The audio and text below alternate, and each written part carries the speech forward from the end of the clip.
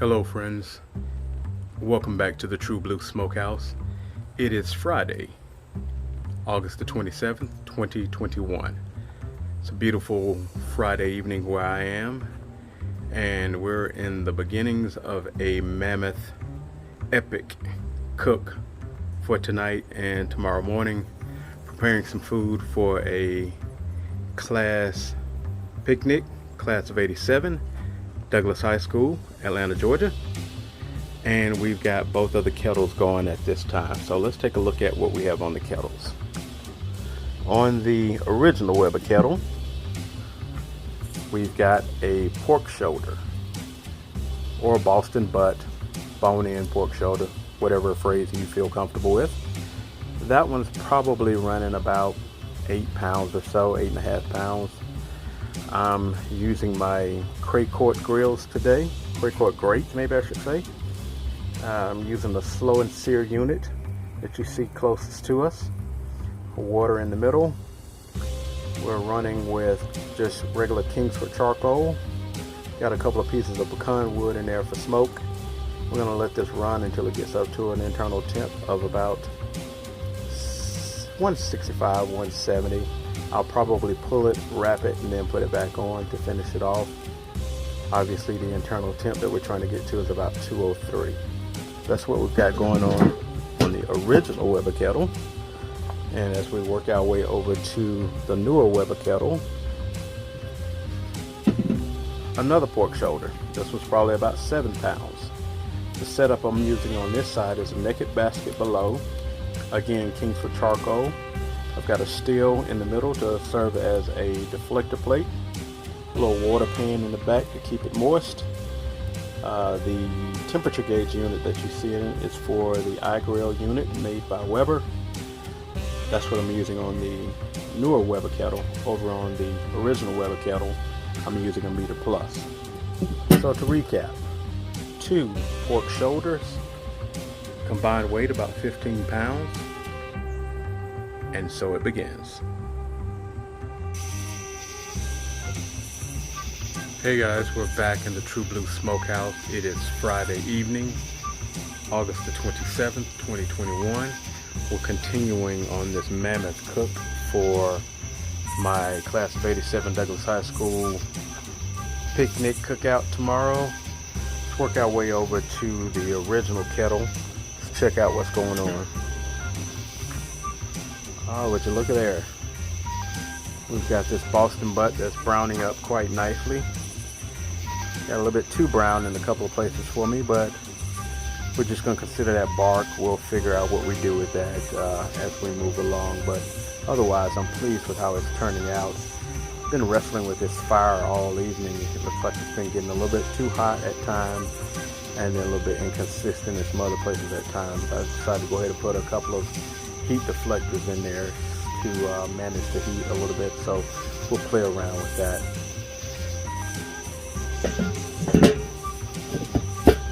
Now let's work our way over to the newer Weber kettle. Check out this other Boston butt. Once we let the steam and smoke clear, oh, it's come along quite nicely. Browning up beautifully.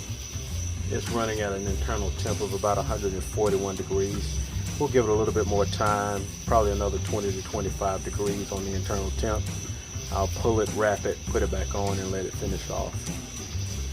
And so it continues.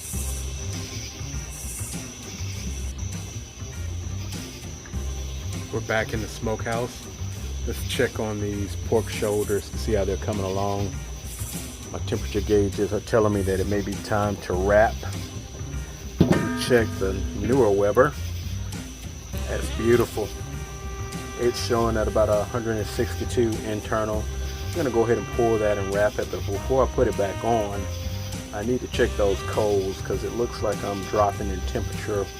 The coals are of course down below that solid black surface that you may or may not be able to make out right now, but I've got a heat deflector in here. So I'm gonna check these coals, make sure that they're not dying out on me, and that I've got enough time and fuel for the rest of this cook. Okay, let's take a look at what's going on with the original Weber. Temperature's holding pretty steady. Somewhere around 250. That's a good sign. I was having some problems with the temp earlier. Okay, it's browning up nicely. I think it's only sitting at about 155 according to my meter plus gauge. So I'm gonna let it go a little while longer and get up to maybe 160, 165. I'll pull it, wrap it, put it back on. And yet it continues.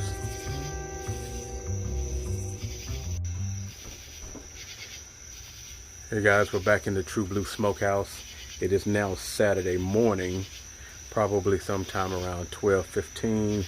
Let's check out what's going on all of the various things that I'm running tonight. So on the older Weber, we've got 2 pork shoulders. The one in the front, I'm going to wrap it here in a few minutes. The one in the back, I wrapped it probably about 45 minutes ago to an hour. It's time for me to wrap the one in the front. Decided to put both of the pork shoulders on the same Weber Kettle to finish off that cook, because as we work our way over to the newer Weber Kettle, look what we've got going on. Hope you can see that. Those are rib tips down at the bottom. Rib tips down at the bottom. Roasted pork from the flap meat and the excess meat up top. And I know you're wondering, rib tips, Rod wasn't doing ribs. Well, actually he is. And we work our way over to the big green egg, and that is 9 slabs of ribs. We're gonna see how many slabs of ribs we can actually do. So you got 6 in the rack down below and 3 up top. We're gonna give it a shot, see how it works out. And so it continues.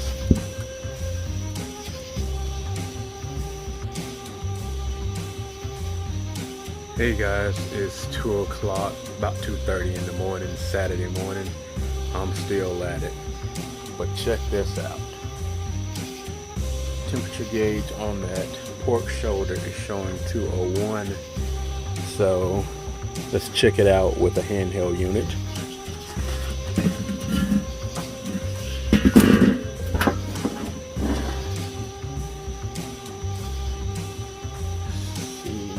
Got going on here.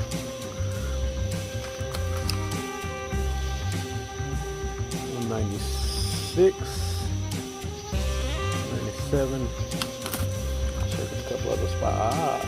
207, 208. Yeah, it's time to pull this one. That was the bigger of the 2, so I suspect that the other one is ready. Yep. 205, 206. Up hit a bone. 207. These pork shoulders are ready. I'm gonna pull them, wrap them in towels, put them in a cooler, and get ready to serve them in just a few hours when I join my classmates for a class of 87, Frederick Douglass High School, Atlanta, Georgia, class picnic and cookout. Thanks for joining me for this cook.